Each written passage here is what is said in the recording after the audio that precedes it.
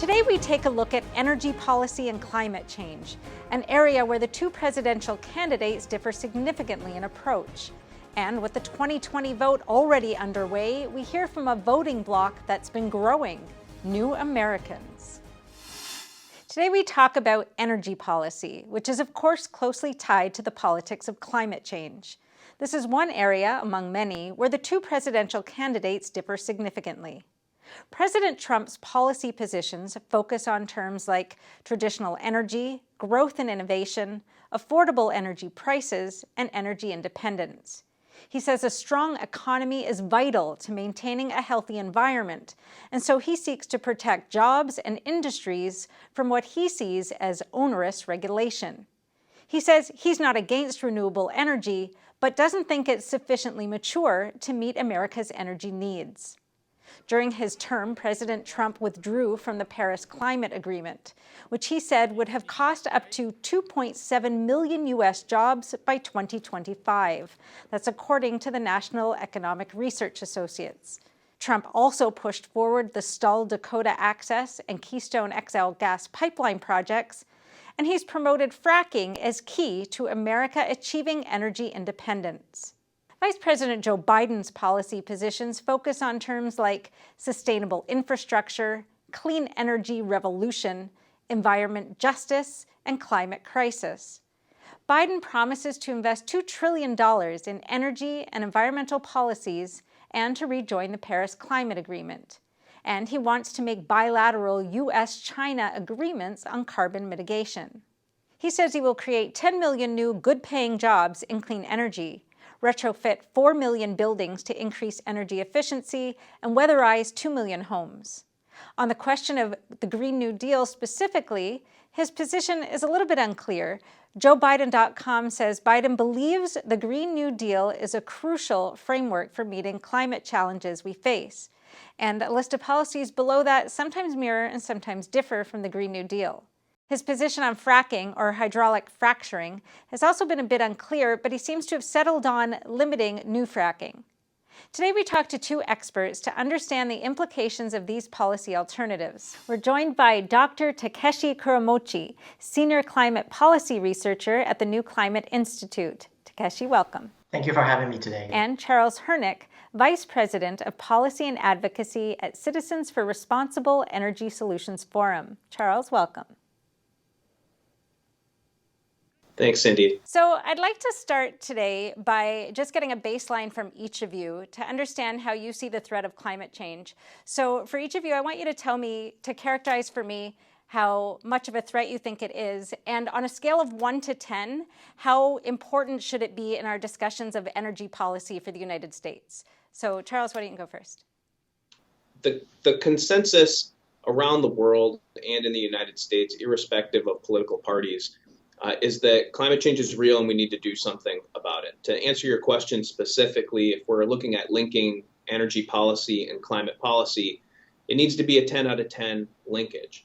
But the way to reduce emissions the fastest, not just here in the United States, but also around the world, is to pursue an all-of-the-above strategy that is instructive of how the U.S. has reduced emissions over the course of the past decade and has actually reduced more greenhouse gas emissions than any other individual country in the world over that time period. So looking at all of those options and assuring that businesses, not just in the United States, can deploy the most locally appropriate technology that will help reduce emissions is really what we need to do to help guide markets and achieve those greenhouse gas cuts as quickly as possible. Okay, and Takeshi, the same question to you. Yes, I will also give 10 out of 10 with regard to the importance of climate policy. Now, the entire world is, suffering from increasing number of extreme weather events, and its frequency is, going up every year by year. And this is also about the inequality issue. You see, the poorest will always suffer the most. And also it's an intergenerational issue that the future generation would also suffer much more than the current generation. And it has to be addressed by all of us, including the national governments as well as businesses and civil society. So do you think, Takeshi, there's room for, how much do we have to figure out the balance between, sacrificing jobs and economy, or is that a sacrifice that needs to be made? Or if it does, is that worth it for, future generations? How do you see that balance? Well, obviously, there will be industries and sectors that will be, that will go into decline as we, address the climate change problem. But there are also a lot of opportunities. It's not just about the renewable energy sector, but it's also the electric vehicle sector, and in the building sector, that will be net zero emission buildings. So I wouldn't say there will be it will be just about sacrifices. So do you think it's a net zero on jobs? The increasing number of economic analyses that show that the climate action will be a net positive economy-wise, because if we just let the climate change go on, then the whole entire world will suffer from climate change. And so, Charles, what do you think about that? The way that you posed it in terms of choice is really what's at hand. What we're not in favor of are policies where the government is going to pick industries and single them out to shut them down or turn them off. And in the United States, part of what we're dealing with in this election is whether or not those jobs will be turned off at the hand of government. And that's the wrong way to go about it, because at the end of the day, we're still looking at coal-fired power plants being built in Asia, in Southeast Asia, Latin America, and Africa. And we need to be able to understand how new technologies that we develop here in the United States can be deployed to those parts of the world so that we can really solve what is a global problem. So if it isn't coming from government policy level, how will it come about if you think the goals are laudable? Seeing more and more companies that are committing independently to please shareholders. It's electric utility companies like Duke Energy, Xcel Energy, and Southern Company that have stepped up and established targets to reduce emissions and achieve net zero by 2040 or 2050. So do we need the hand of government to undo that trajectory or somehow try to find and retrofit a better approach? I don't think so. Okay, and this seems to be a bit of a difference probably between President Trump's approach and former Vice President Biden's approach. So Takeshi, do you think that business can do it on its own, or does government need to step in and make regulations? Just leaving everything to the business probably would not bring us to achieving the Paris Climate Agreement's long-term goal. And there are a lot of cases with environmental regulations actually contributing to technological development and also at the same time protecting the environment, as you've seen with California's car emission standards, for example, in the past. So I think that the national government's intervention would be needed. And do you think, so President Trump took the U.S. out of the Paris Climate Agreement. He said that it was a giant transfer of U.S. wealth to foreign nations that are responsible for the world's pollution, and that it imposed excessive regulatory restrictions on American industry while allowing these foreign producers to keep polluting. Joe Biden says he's going to bring the U.S. back into the agreement. But in the meantime, there's been a lot of subnational efforts going on, whether it's the state level or city level or even industry level. So do you think the U.S. needs to be in the Paris Climate Agreement? Takeshi, do you want to start with that one? Yes, the U.S. Coming back to the Paris Agreement will be a huge boost for the global efforts to fight climate change. Quite a few national government leaders were very vocal about climate change skepticism because of President Trump has said, and he's has become a sort of bad example in that sense.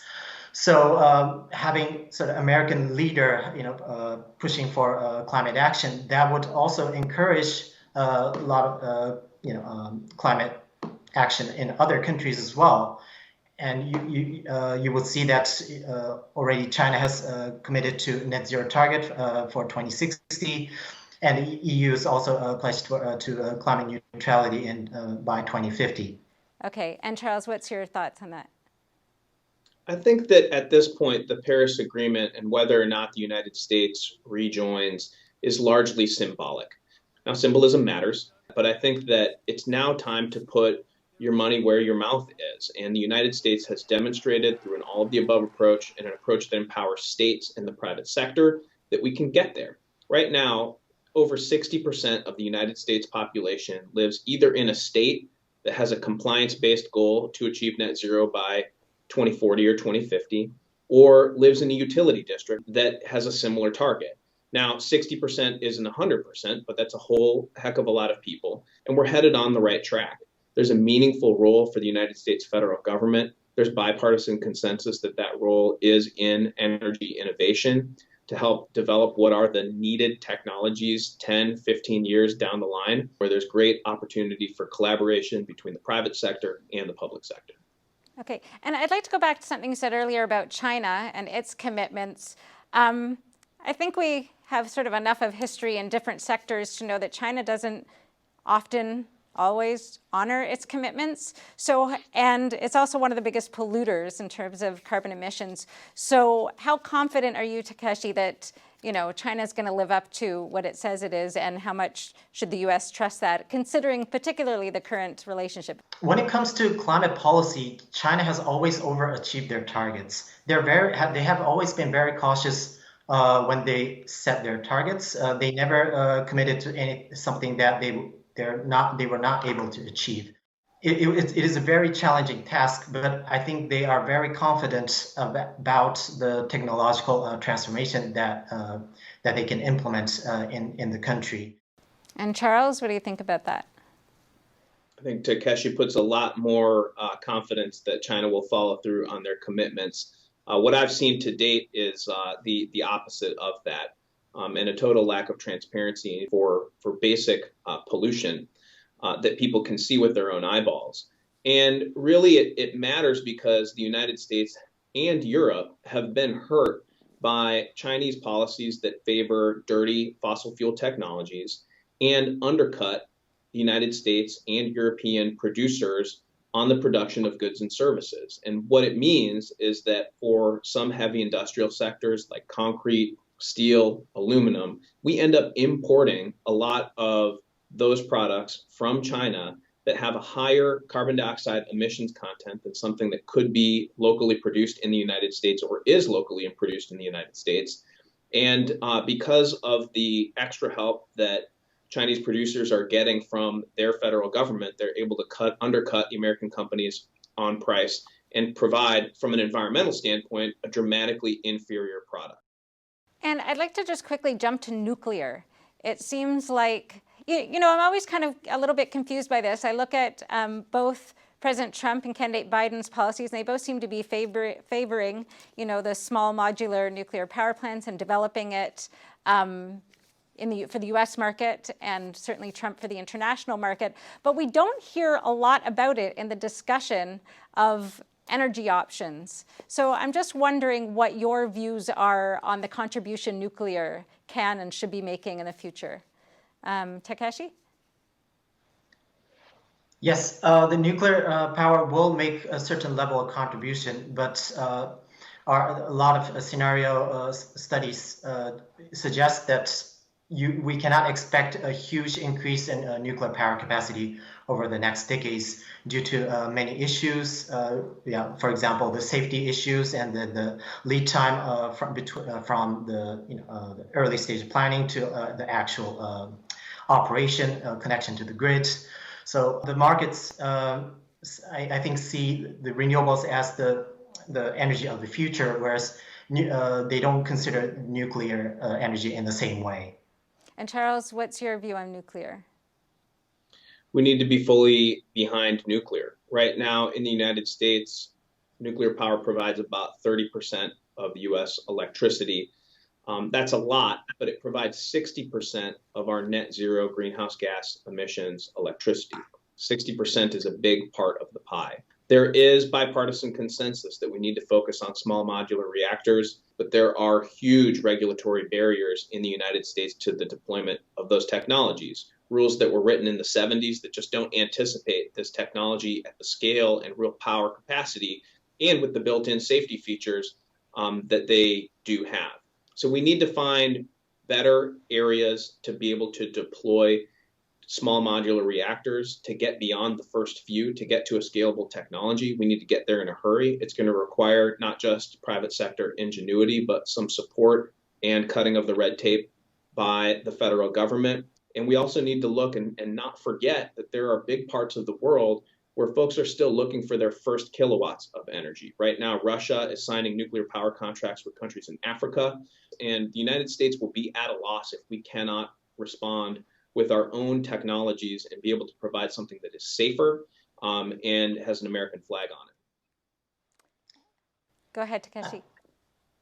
I think nuclear power wouldn't have a boost unless the national government gives a big amount of support. If you just leave it to the markets, probably the nuclear power wouldn't come onto the grid anymore. In the U.S., currently we have about just below 20% of the total power generation. Joe Biden, he pledges to completely decarbonize electricity by 2035. So we have to increase the low carbon electricity share from 40% to 100% in the next 15 years. And that's a huge challenge. And if the Biden wants to really meet that target, probably he will need some increase in nuclear power capacity. All right, excellent. Thank you both so much for joining us today. Thank you, Cindy. Thank you. Bye-bye. Coming up after the break, we hear what students are thinking on college campuses about the energy debate. But first, here's America Q&A. I think that we need to continue fracking, and the most important thing is to make sure that it's safe when it's being done. They want to get away from fossil fuel. They want us all to have some kind of electric thing, I think. And I have a feeling they're really going to push us away from that, but I have a feeling we have a lot of fossil fuel. Probably solar energy, or make up our own energy if it was possible, or just not take too much from, just not too much energy from the earth, I think green is good because it's ensuring a clean environment for our future generations. I just came from California, it's on fire, so working towards lessening hurricanes and fires and things like that would be helpful. I think the energy policy which Trump is pushing is great, because the other party that gone, they were trying to cut out some of the energy resources, which is okay, but think about the job loss, especially back in the hills, where in Western Virginia, where they were losing their jobs. I don't generally like the Green New Deal that the Biden administration is in support of. Going toward the green, working toward renewable. Everything is going towards the eco-friendly stuff. So I think also it depends on Biden and Trump. If Biden wins, he's going to put more and spend more into it. The climate change debate and America's energy future are hot topics on college campuses. And some of those views have been changing. Next, we find out what young voters think about these important issues. We're joined today by Adam Hauser. He's the National Director for CFACT's Collegians program. Adam, welcome. Great to be here, Cindy. Thanks for having me. So I'd like to ask you to start out with, what is the current climate on climate change at university campuses? What are students thinking about these days? Sure. Well, there's been some polling out recently from a group called College Reaction. It shows that generally college students are very concerned about climate change. It's kind of the number one issue that they ranked in a list of about 10 different issues. In fact, the second most important issue is the economy, and climate change beat it out by 2-1, by about 30.9% of students are concerned about it. So it's definitely the top concern to students, according to these polls. And it's starting to shift into who they support for president. There are some polls when the Democratic primaries were going on that a lot of people were supporting some of the candidates challenging Joe Biden based off of that. And so it's the number one issue to students, and a lot of that has to do with the education and media involved with that. So with the Green New Deal, it's not clear right now whether candidate Joe Biden supports the Green New Deal, but certainly it's been on the table in the Democratic primaries. What is the attitude on campus towards that, and is that adding to the shifting of positions? It is. We've seen over the last several years that while under the Obama administration, climate change and those positions with college students were pretty moving steadily, as those on the left were very alarmed, and even students on the right were starting to get concerned. But as the Green New Deal has been introduced by Congressman Ocasio-Cortez, and as the Biden campaign has submitted plans that mirror it very similarly, and he's sent some mixed messages as to whether he supports it or not recently, we found that it's kind of unifying conservative students against the Green New Deal and against sort of the alarmist climate message in general. For students on the left, the Green New Deal is an energizing factor. We've seen in polls from The Nation, polls from Gallup, that both Ocasio-Cortez, the sponsor of the Green New Deal, and the policy itself are very popular by even 20 to 30 points. But what I've seen on the ground in groups that I'm working with, in the past, Republican and more conservative leading groups were maybe a little hesitant to get involved with programming or events that called into question kind of the general media mainstream accepted stance on climate change. Now they're becoming emboldened to challenge the whole concept because the Green New Deal is so radical to them and it opposes so many central tenets of their philosophy of individual liberty and free markets that they're starting to reject the whole thing. So it's sort of backfiring a little bit for the left on campuses. So they're rejecting it in terms of the approach we should be taking, or are they questioning climate change? What do you mean by rejecting it? A little bit of both. They're absolutely rejecting the approach of the Green New Deal. There's several groups out there that are conservative in nature, but are trying to push Republicans and conservatives to adopt more concern about climate change and the possible extreme effects of it and that theory. But even those groups are staunchly opposed to the Green New Deal in general. And so the Green New Deal is absolutely just a hard no from conservatives and young Republicans in general. But that's starting to leak over into a question of the climate science and what the media has been saying with it and what kind of the mainstream position on that is. Now, from what I've seen, we had a movie debut, Climate Hustle 2, that called into question some of these scientific practices and called for more open scientific discussion. In the past, I found that groups maybe shied away from doing such a project that openly questioned and called into debate the science. This time around, we have many groups, Republicans, libertarians, conservative groups, who are more than willing to share the word on that and get involved because it calls into question the Green New Deal and they can position it as that. Republicans and conservative groups see that as a winning strategy for them, not just in the election, but in the battle for public opinion.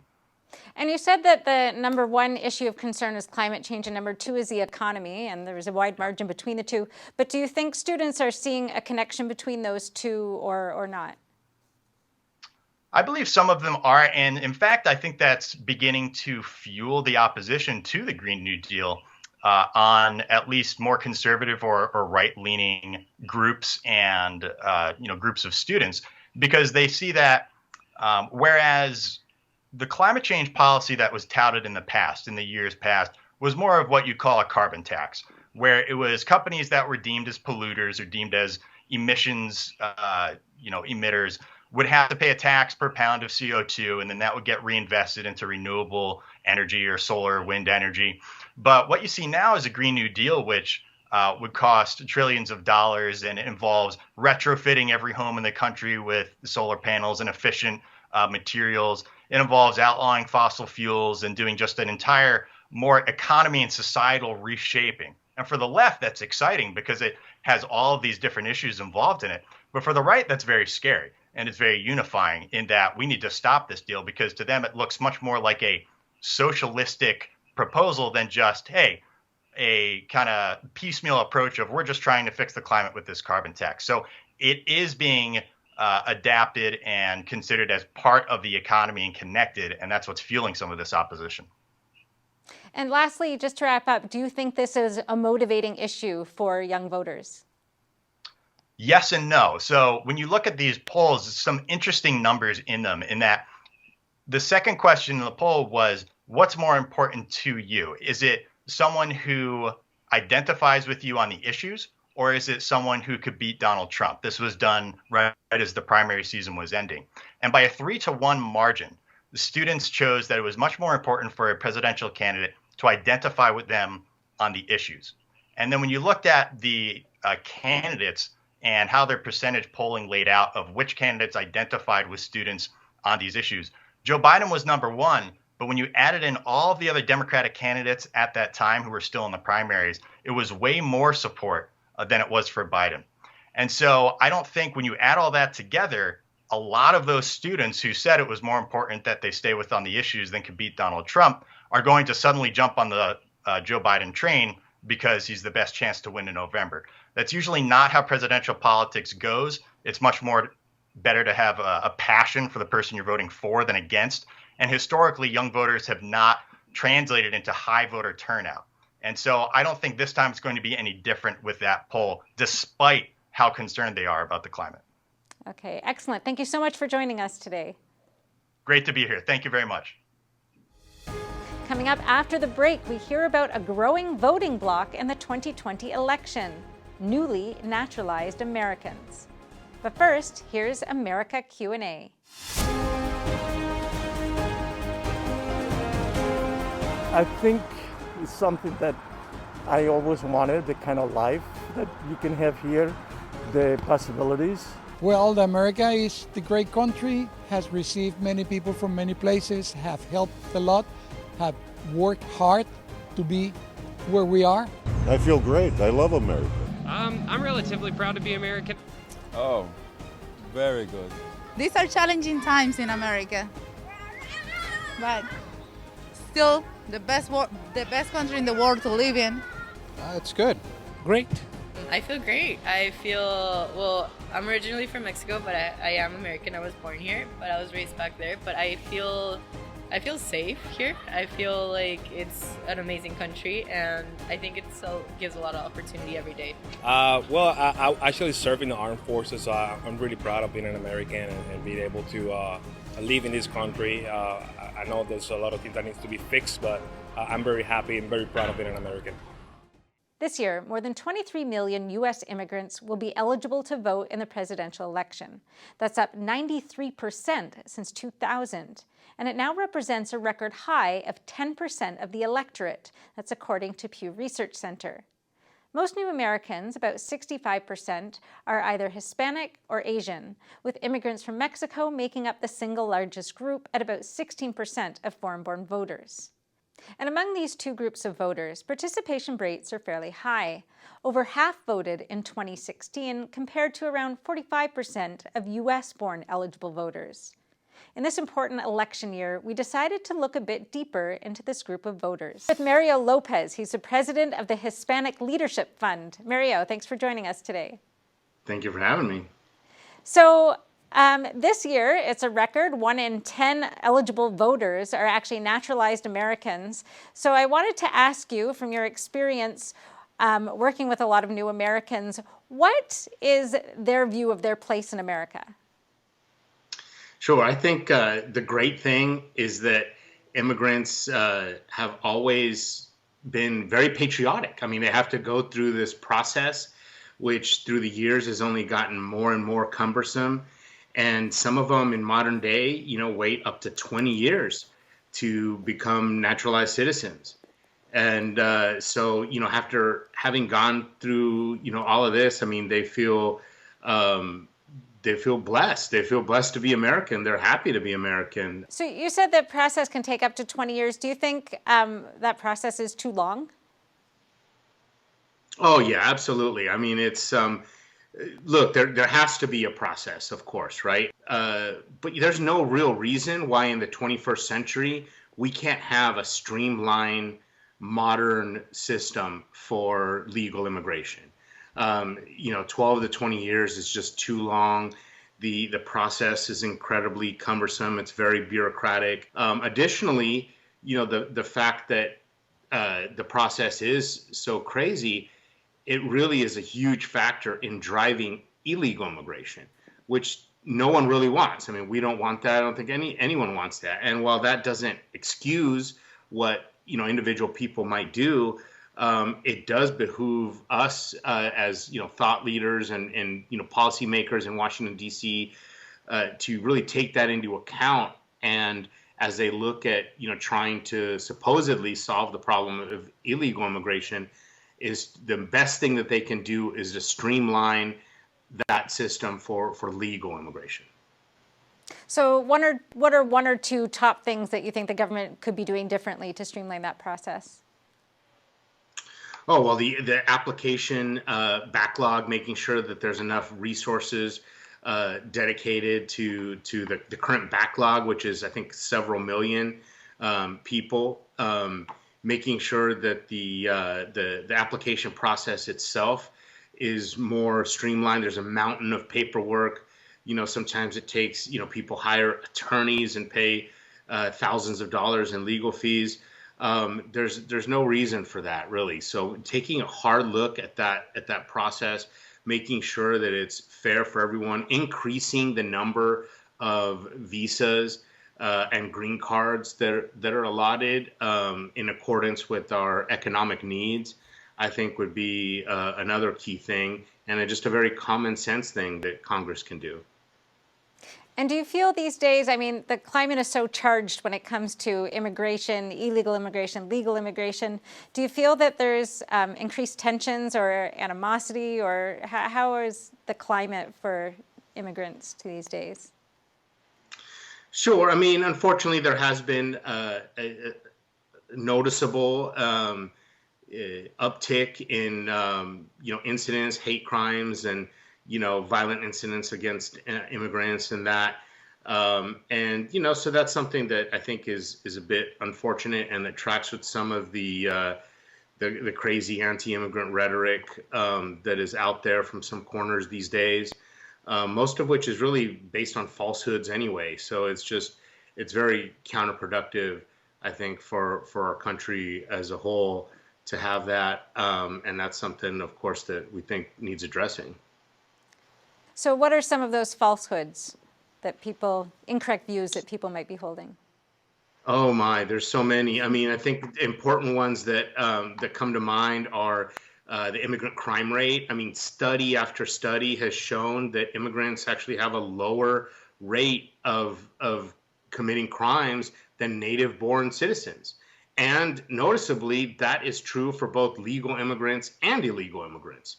Also immigrant welfare use, for example, is another big topic that comes to mind. The data just simply doesn't reflect that. And there's just is no credible report out there anywhere that has that. I mean, immigrants come, they come to work, they come to better their lives for themselves and their families, just like they always have. I mean, this is not new. This is the story of America. And what do you think about what the ratio should be, perhaps, between family reunification type of immigration and merit-based immigration that's being talked about now? Right. Well, the thing that, that's interesting about so-called merit-based immigration is that what is merit? Who decides that? Do we really want government bureaucrats and deciding, who is meritorious and who isn't? What scale are they going to use? It's what is low skilled and what is high skilled. It's just a different skill. And so we need, all different types of skills and people to come here and contribute to America and build a better life for themselves, and by virtue lift up the country. And one of the first things you said was that immigrants tend to be very patriotic. Do you think that translates into any voting patterns? Well, they're eager to vote. They want to vote, and they understand that is, sort of where the rubber meets the road, if you will, in a democracy is on election day and voting and making sure that their voice is heard and that they cast their vote. And that certainly stands in contrast, maybe to a lot of countries where people come from that aren't democracies. And that's part of the reason people come here, is because of that promise. Excellent. Well, thank you so much for joining us today. Thank you for having me.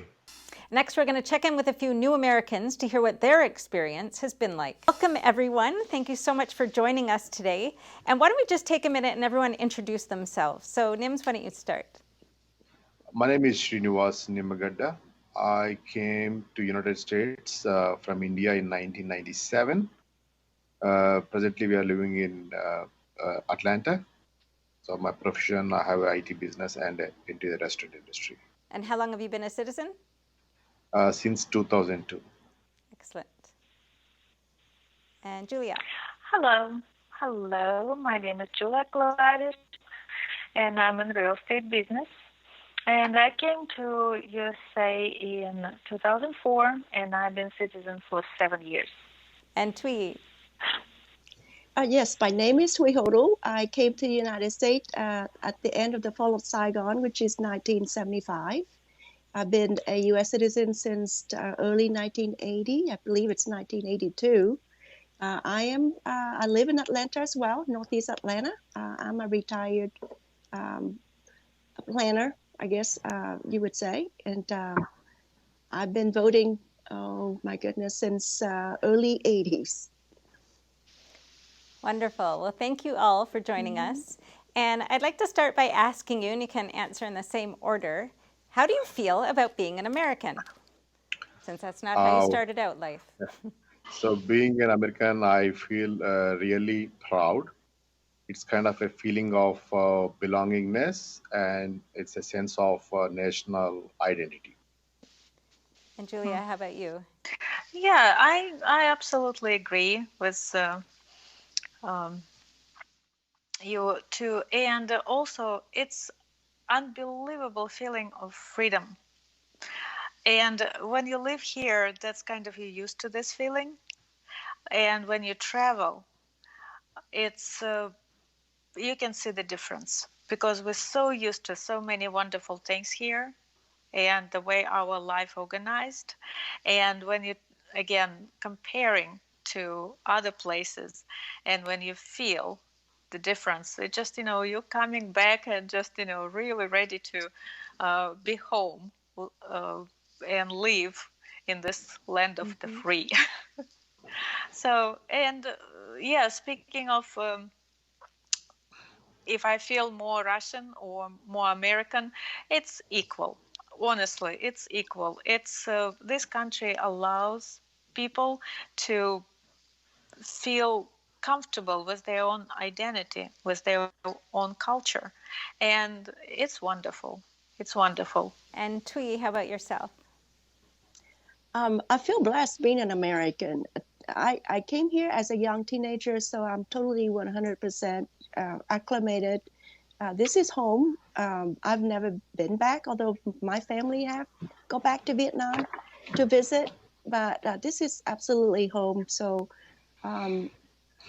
I just happen to feel more American, of Vietnamese heritage, very proud of my heritage, but I owe my allegiance to the United States. Excellent. And I was speaking to a guest earlier who said that he feels that naturalized American citizens tend to feel more patriotic than American-born Americans. What do you think about that? Do you think that's true from your experience? From my experience, I think Native Americans and naturalized citizens, I think, should be having same kind of a patriotism. In fact, I have the same, from my side, I can say for sure, I have the same patriotism. Pretty much any Native Americans is going to have it.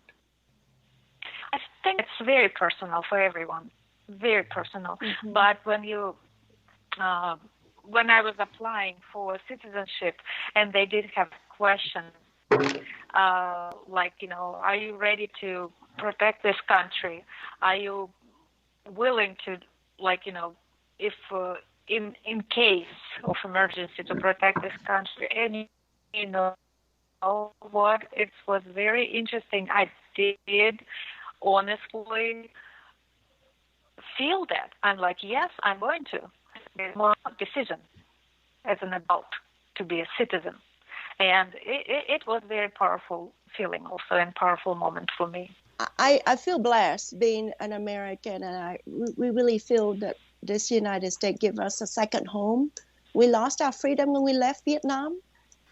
So this particular election, like no other, I've talked to so many people who feel the same way, that we are here to tell our stories, to tell that, we lost our freedom in Vietnam, and this is our home, and we cannot afford to leave it again. And so as far as our patriotism, I've never seen anything like it, that this particular election like no other. It just, we feel like our life, our values are at stake, so we're ready to fight for anything we can to protect the United States, and to do what we can in this election. And maybe one last question. What obstacles, or if anything, or challenges did you feel when you first came to America from another place and trying to fit in, find your feet here? Is there anything you can share about that as an immigrant experience? For me, as an immigrant, fortunately, everything went so smooth. The immigration, the visa, it starts from the visa in India. No issues. And I got my, before the immigration, the green card, before the citizenship. I got it within 3 years. And after that, 5 years, 3-4 years. By 2002, I got my citizenship. So as I said, fortunately for me, everything is so smooth, went so smooth. So. Julia. I have very similar experience, and actually it was unbelievable. When I came to US, I did feel like it's home. It's home. And people I met were friendly, polite, very nice. And just, the only thing what left is just, find how to establish yourself here. That's it. But, it was very comfortable. And Thuy, you came when you were a lot younger, but how about you? Yes, so when we came, it was the fall of Saigon, and we did not speak English, like most of us. I probably had maybe 20 words that I understand in English. The first year was quite of a struggle because of learning, and we're in school and trying to get acclimated. But we had wonderful help from the American friends that we made, and so we took it in stride and worked really hard. And all of us became eventually with college degrees and successful life. And so we like I said before, we really, really owed our success to the American people, to the opportunities that was given to us. And so it was a very humbling experience to be able to live a second life here in the United States. Excellent. Well, thank you all very much for joining us. And I wish you all the best. Thank you. Coming up after the break, we check in with Roman Balmakov from the Epoch Times, who went to the key swing state of North Carolina to hear what they think as we head into the home stretch of this election. With the 2020 election just a few weeks away, we came here to the battleground state of beautiful North Carolina to see which way the political winds are blowing.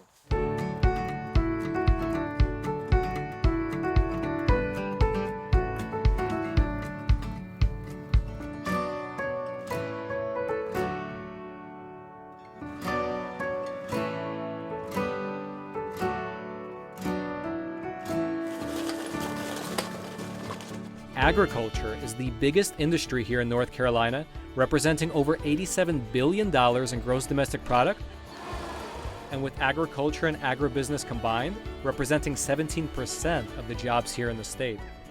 So we went to the farms and the farmers markets to speak with the people, see what they're thinking about, and what issues are affecting them the most. Let's go take a look.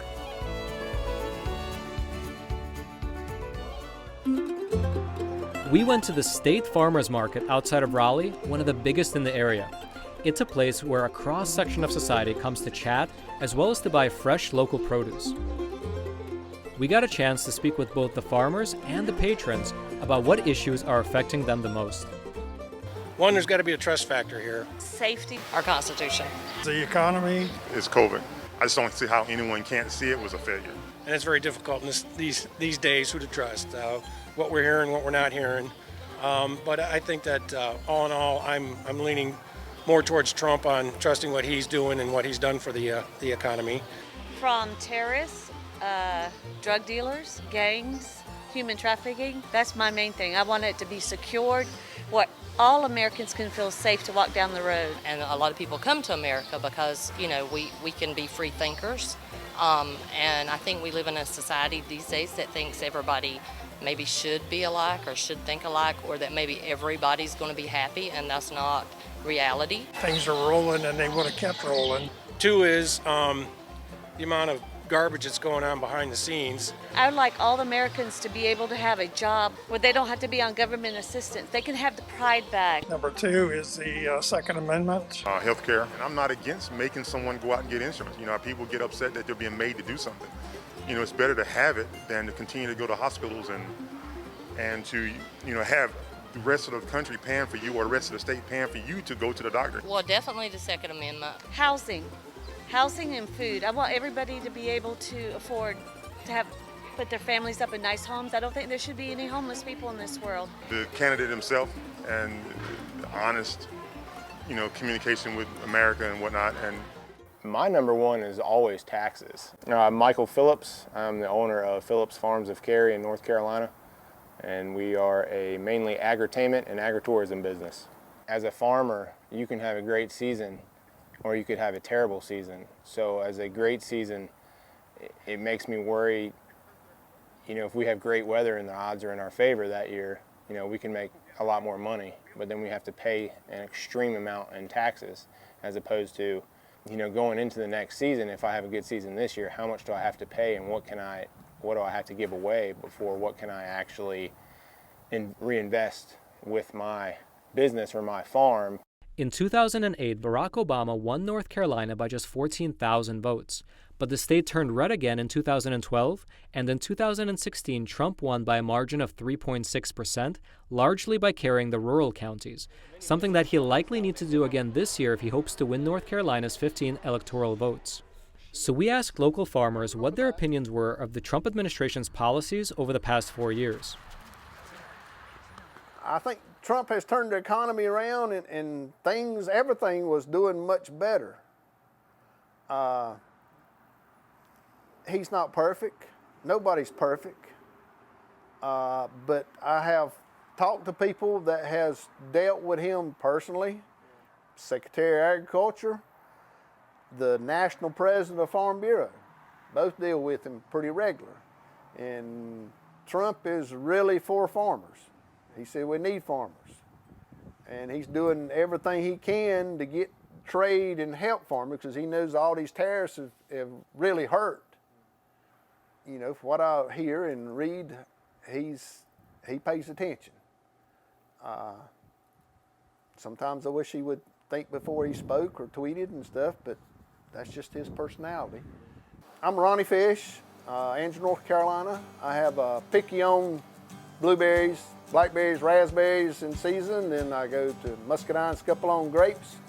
And then later on when I have pecans or pecans, however you want to pronounce it, shelled or unshelled, and I crack and shell for the public. People that's got old trees in the yard, they clean up pecans and bring them to me, and I crack them so they can put them in the freezer and eat them later. It's just my wife and I, and that's probably the reason I'm no bigger than her. The two of us is all we need to work it. The farm's been in the family, 150 years or more. I wish the Democrats had worked as hard at helping him with policies and things that he wanted to get done as they have trying to get rid of him. The world would be a lot better if they had to work that hard to help him. People elect them, they're supposed to be working for us and looking out for the good of the people. And policies don't affect us to a certain degree because we're not, a huge mainstream farm. I think, we're not exporting, vegetables or fruits or anything. We're literally right here at home, and right in this area there's over 1 million people. So, even if we used every square inch to grow what we had, none of it's going to go overseas. It would all stay right here. Most of the farmers that we spoke with told us that the Trump administration's trade war with China didn't really have an effect on them because they sold their products either here locally in North Carolina or they shipped them out nationally to the greater U.S. But one thing that we did not anticipate was the large amount of development and construction that we saw here in North Carolina. Many people told us that there is a big trend towards urbanization in what was just 20 years ago a very rural area. And in the 70s and 80s, I was born in '88, and I remember when I was younger, you could go to Raleigh, and Raleigh wouldn't, Raleigh's the capital of North Carolina. You could go to Raleigh, which is 20 minutes away or so, which is from here, which is about 20 minutes. You could drive 20 minutes that way, and you're going to be, it's all rural or farmland. And if you go all the way out to, say, Chapel Hill, Duke, or NC State, till you got to the university, or right near the city, it was farmland that way. And then all the way out to, Pittsburgh, 30 minutes, 40 minutes away, all farmland. So it was a huge realm of tobacco, and that was what was growing in the 70s, 80s, and early 90s. So that drove jobs, and that drove people to come down here, and the cost of living was a lot less than, say, New York or California or places like that. But it slowly started to rise in the area because of those folks and all the population coming through, but still a good thing. I'm native to North Carolina. I've been here all my life. I'm 58 years old. I have seen lots of things. I've seen North Carolina move from a very rural, established, community-type state to what is really an urbanized and a rural part of the state. We have a rural North Carolina, we have an urban North Carolina now. There's not a lot of middle ground. And the distinctions of each of those are not very compatible with one another. And so we have pockets of urban areas like Wake County, very urban, a lot of people here moving in, as we were talking about this property, which was a former vineyard, with the exception of the 1.5 acres of vines behind me, is now being converted from a vineyard into a subdivision. These shifting demographics are bringing with them a change in mores, as well as somewhat of a clash of values and worldviews. We need to figure out ways that we can maintain the fabric of our society, be able to communicate, to be able to interact without having suspicions about everything we do and everything other people are doing around us. The more people that we spoke with, the more I got the feeling that North Carolinians are really connected to both the land as well as their local community. And while they might feel that one candidate or one party aligns more with their worldviews, they feel that it's really their responsibility to bring change to their own community. I think both candidates seem to be very self-centered and focused.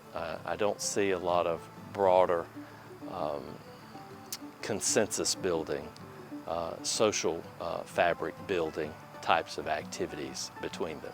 Because again, they talk about each other as if one is, as if the other one is some criminal or somebody's done something wrong, instead of trying to understand the problems that society faces and coming to common solutions.